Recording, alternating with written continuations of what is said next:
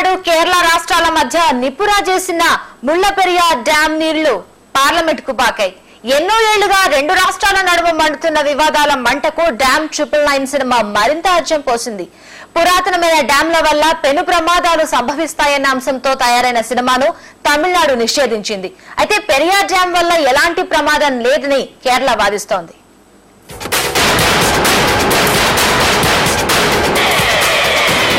Terrible is going to happen.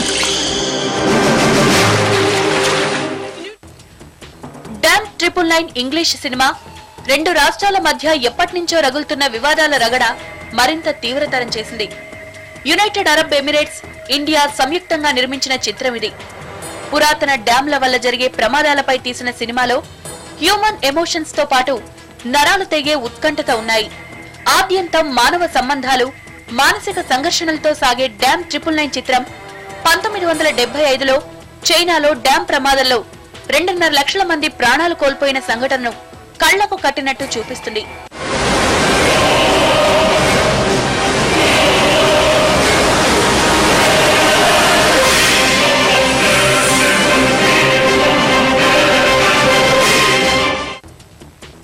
నిజానికి 1987-95లో Mullaperiyar dam ను కేరళలోని అలప్పి దగ్గర పెరియార్ నదిపై నిర్మించారు.